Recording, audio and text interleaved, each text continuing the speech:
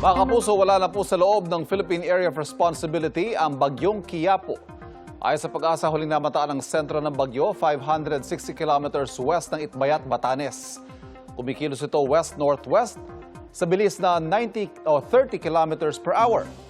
Wala na ring nakataas sa wind signal ngayon ang Pag-asa, pero patuloy pa rin nakakaapekto ang trough ng bagyo sa extreme northern Luzon na magdadala ng mga pag-ulan ngayong hapon hanggang bukas sa Cagayan, Batanes, Apayao at Ilocos Norte. Dahil naman sa habagat, patuloy pa rin ang mga ulan sa Metro Manila, nalalabing bahagi ng Luzon, Visayas at maging sa northern at western portions ng Mindanao. Base naman sa Metro Weather, asahan pa rin ang maulang panahon bukas. Kalat-kalat na mahina hanggang katamtamang ulan ang posibleng maranasan sa Luzon, lalo na sa Ilocos Norte, Benguet, Zambales, Bataan at Aurora. Posible rin na maghapon na ulan sa ilang bahagi ng Visayas. Halos buong Mindanao naman ang posibleng ulanin bukas ang hapon hanggang gabi.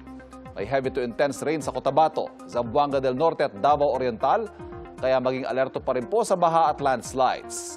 Sa Metro Manila, asahan ang light to intense rain sa hapon pero posible ang mas malalakas na ulan sa gabi.